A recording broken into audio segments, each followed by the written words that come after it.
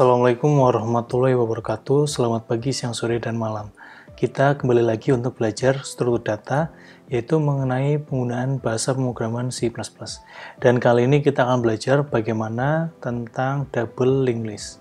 Nah, di double linked list ini, kita akan belajar bagaimana mengembangkan dari single linked list yang mempunyai satu pointer saja, tetapi untuk double linked list, satu node bisa 2 pointer. Nah, apa kegunaannya dan bagaimana kegunaan ini bisa dimanfaatkan, kita akan belajar lebih banyak lagi. Oke ya, ini kita akan belajar dulu basic konsepnya. Pada double linked list, dia mempunyai satu node ya, sama tetap punya satu node, dan nantinya node ini dikaitkan dengan node-node yang lainnya. Tetapi kalian bisa melihat di sini bahwa satu node ini mempunyai 3 komponen. Ada data, pointer next, dan yang baru dari single linked list adalah pointer previous ya. Next ini dia nanti akan mengarahkan ke node yang selanjutnya, dan prev itu adalah node sebelumnya. Jadi satu node itu ya, satu list itu dalam listnya itu nanti node-node-nya itu saling berkaitan. Jadi biasanya itu hanya satu arah, tapi ini bisa dua arah. Gitu ya. Nah, dua arahnya bagaimana nih seperti ini. Jadi 4 dengan 7, biasanya kan kalau misalkan di dalam single linked list, hanya 4 yang mengarahkan ke 7. 7 nggak bisa ngarahin ke 4 kalau misalkan menggunakan single linked list. Tetapi kalau misalkan double linked list, 4 mengarahkan ke 7, 7 bisa mengarahkan 4. Nah, fungsinya apa? Kita bisa menggunakan looping dari depan head atau dari tail atau dari belakang gitu. Kalau misalkan dalam single linked list kan loopingnya hanya dari depan ke belakang, ke belakang, ke belakang. Tapi kalau misalkan double linked list, itu bisa dari belakang ke depan, ke depan, ke depan. Itu ya, jadi bisa berbagai cara. Itu yang pertama. Yang kedua, kita tuh bisa melakukan hal yang sebelumnya tidak bisa dilakukan di dalam single linked list. Yaitu apa? Bisa menyisipkan node-nya itu di antara beberapa node gini. Ya, tapi kalau misalkan dengan double linked list ini bisa lebih efisien gitu, dan masih banyak beberapa penerapan yang lainnya. Nanti kita akan belajar di prakteknya. Kali ini kita akan belajar teorinya terlebih dahulu. Oke, di sini pembentukan double linked list non-circular. Artinya apa? Head sama tailnya tuh nggak nyambung gitu ya. Kalian bisa lihat di sini headnya dia mengarah ke 0 ya. Ini saya gunakan pen aja biar enak. Ini dia tidak mengarahkan kemana-mana, ini previousnya ya. Jadi head ini ya dalam double linked list, head previousnya itu dia tidak mengarahkan kemanapun. Tapi kalau misalkan tailnya, prevnya dia menghubungkan node yang sebelumnya, tetapi yang di belakangnya di sini adalah nextnya, dia tidak mengarah ke kemanapun gitu. Nah, ini ya untuk konsep dasarnya double linked list. Terima kasih, dan langsung kita lanjutkan untuk materi yang selanjutnya, yaitu untuk menambah data di depan. Nah, ini kita langsung aja ya. Jadi kalau misalnya tadi kalian belajar tentang konsep dan dasarnya, tentang sebuah node atau beberapa node di dalam single linked list, di dalam double linked list, kali ini kita akan belajar bagaimana untuk menerapkan algoritma-algoritma di dalam konsep tersebut. Dan kali ini kita akan punya, ini listnya tuh masih kosong ya. Jadi pertama dalam sebuah algoritma atau operasi menambah data di depan, kita harus tahu nih dua kondisi ini. Kita harus punya dua kondisi utama di dalam function ya, atau prosedur di dalam tambah depan ini. Yang pertama, apakah list datanya itu kosong atau enggak gitu. Dan yang kedua, apakah list itu sudah ada datanya atau enggak. Jadi kalau misalkan masih kosong, yang harus dilakukan adalah head, node yang ditambahkan itu akan menjadi head dan tail gitu. Karena otomatis kan, jadi di dalam single linked list, double linked list itu kita harus menentukan head sama tail gitu ya. Karena ini kan nanti sebuah rangkaian gitu ya. Sebuah rangkaian seperti ini gitu ya.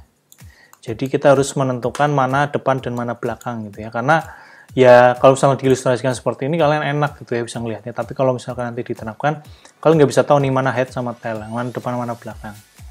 Jadi kita harus definisikan yang paling depan itu adalah head, yang paling belakang adalah tail. Tapi kalau misalkan posisi datanya itu kosong, maka node yang paling awal ini akan menjadi head dan tail. Gitu ya. Tapi kalau misalkan sudah ada datanya, ya nanti misalkan kita melanjutkan operasi tambah depan, yang paling depan ini ya, tidak akan menjadi head lagi. Yang menjadi head itu adalah note yang baru ditambahkan, dan ini ya akan menjadi tail saja gitu. Jadi nanti akan ada dua note yang saling berkesinambungan gitu ya. Dan ini kita coba dulu ya untuk link yang masih kosong. Nah ini ya, dia cuma ada satu doang ya yang tambah data yang paling tambah data di depan. Maka ini akan menjadi head sama tailnya kayak gitu. Lalu selanjutnya, nah ini kalau misalkan datanya itu sudah ada, misalkan contohnya di sini adalah datanya 10. Kalau misalkan dia adalah data yang satu-satunya, maka previousnya sama next-nya itu masih 0 gitu ya. Tetapi tiba-tiba ada angka 5 di sini, maka yang harus dilakukan adalah yang pertama, kita harus definisikan dulu 5 ini akan menjadi note baru ya. Jadi 5 ini akan dimasukkan seperti ini, dan yang harus dilakukan yang pertama kali adalah ya, ini misalkan nah ini misalkan ilustrasinya seperti ini. Jadi yang pertama adalah head yang sebelumnya, ini kan masih head nih posisinya ya. Ini biar paling enak ini saya sambil praktekkan ini ya. Ya jadi yang pertama itu ya, paling enak pakai gambar gini. Nah ini ya,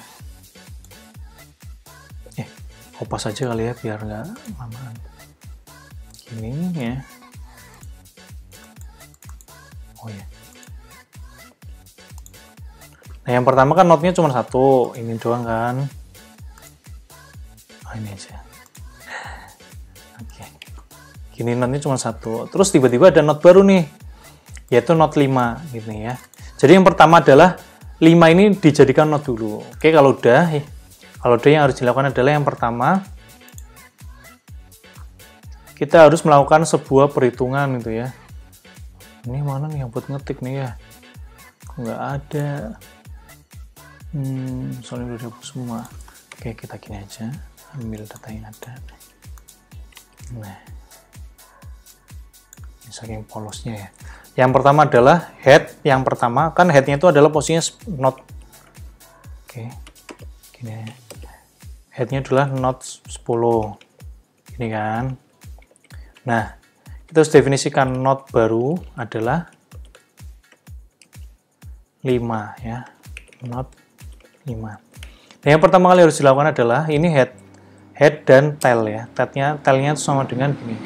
Jadi otomatis tailnya juga adalah note 10. Ini kalau misalkan contoh datanya cuma satu ya. Sebenarnya sama aja sih, cuma nanti kita akan mencoba dilakukan dulu ya biar kalian paham. Terus selanjutnya ini adalah nah ya, kelihatan sih, mungkin gini aja kali ya. Nah, waduh, kurang zoom ya.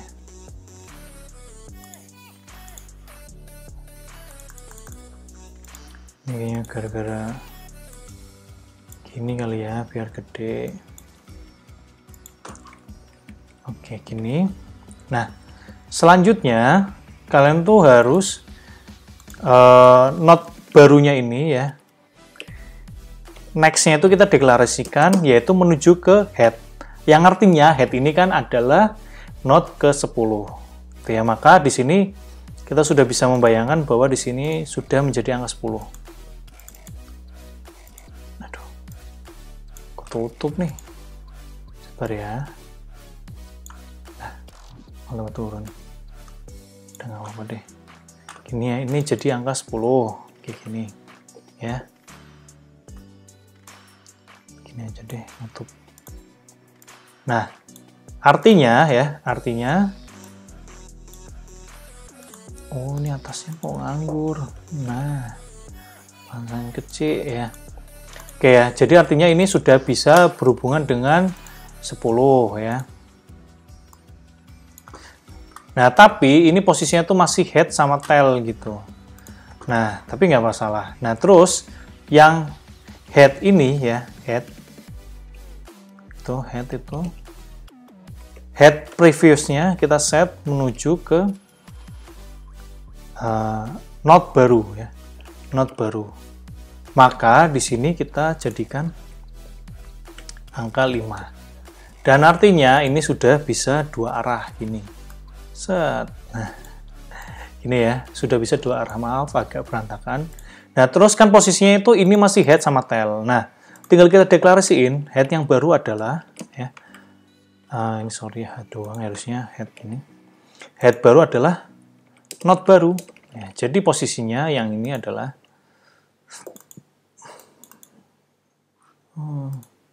nggak bisa kasih ini ya. Mana ini? Bisa nggak sih? Ini doang ya. Jangan deh, malah nanti bingung. Xbox, nah ini aja. Ini jadi head. Sorry, ini. Dan ini jadi tail gitu. Padahal yang sebelumnya kan ini adalah head sama tail. Dan sekarang angka 10 ini dia hanya tail saja dan headnya sudah pindah ke 5 gitu ya. Tapi kalau misalkan nanti knotnya lebih dari 1, ya sebetulnya tidak masalah gitu kan, otomatis yang kita operasikan adalah headnya aja gitu, dan kita benar-benar nggak ngurusin tailnya gitu ya. Misalkan ini ada angka lain nih, ini misalkan angka 7, sorry ke 17 ya, ini ke 7, ini ke 10, ini mungkin aja ya, mungkin aja ini. Nah ini kita kasih biar kalian nggak protes gitu ya. Nah, gitu ya. Gini kan, gini. Dan tailnya itu adalah ini ya. Jadi, benar-benar kita tuh nggak nge-replace, nggak ngerubah apa-apa kalau misalkan kita hanya mengoperasikan tambah depan. Tailnya tetap di angka 7 gitu ya. Makanya kita menggunakan operasi yang ini. Yang hanya dirubah adalah posisi headnya aja, menjadi knot baru. Tetapi, sebelum kita menjalankan yang ini ya, merubah headnya, kita harus memanfaatkan posisi head yang sebelumnya ini untuk dioperasikan dengan operasi yang seperti ini gitu ya. Jadi mudah-mudahan cukup jelas dan paham, dan kita langsung aja ya, menuju cara untuk menampilkan data. Nah, yang pertama kali harus dilakukan adalah yang harus kita lakukan adalah ngecek apakah list data itu masih kosong atau sudah ada isinya gitu ya. Kalau misalkan masih kosong, kita akan mengecek yang seperti ini. Jadi hanya menampilkan aja, masih kosong, ya udah tinggal print kosong gitu ya, nggak usah diapa-apain. Tapi kalau misalkan masih ada atau sudah ada isinya, kita akan melakukan operasi yang seperti ini, gitu ya. Jadi yang pertama ini aja udah ada, biar lebih cepat juga. Nah, tampilkan datanya ya dari sini gitu ya. Jadi kita tuh punya current.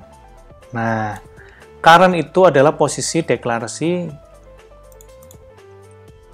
seperti ini. Mana nih tadi? Waduh.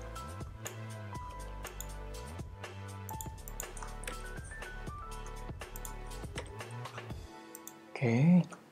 Nah ya, kayak gini aja ya. Habis itu ya, posisi current itu maksudnya gini. Current. Nanti dikodikan bukan current sih, cuman lebih enak current gitu. Oke ya. Coba kita mulai posisinya adalah current itu adalah posisinya head gitu ya. Artinya dia di posisi angka 10 kayak gini gitu ya. Terus print current. Oh, sorry. Kalau di bahasa pemrograman C++ bukan print tapi cout ya current. Nah, habis itu kita maaf ya, notifikasinya keluar terus. Nah, habis itu current ini ya kita ganti gini menjadi next ya. Yang tadinya itu adalah 10 ya, jadinya itu adalah 20. Maka ini paling enak gini. Nah, cout current lagi yang tadi sudah di print adalah angka 10, sekarang menjadi angka 20 gitu. Nah, terus habis itu kita next lagi ya. Next lagi. Nanti otomatis dia jadi angka ke-30 gitu. Nanti kita print aja cout current, tetap cout current karena nanti kan ini adalah sebuah looping. Saya tulis berulang kali seperti ini biar kalian paham flow-nya. Gini. Dan nanti akan terprint 10, 20 dan 30 mulai dari angka depan. Tapi kalau misalkan kalian mau ngeprint dari angka paling belakang, itu juga bisa, karena kita tinggal mendefinisikan ini. Kalau misalnya ini next ya, nanti ini jadi tel, dan ini jadi priv ya, kayak gini. Jadi cukup mudah. Dan urutannya tolong ya, jangan terlalu kritis, nanti kalian tinggal ubah urutannya.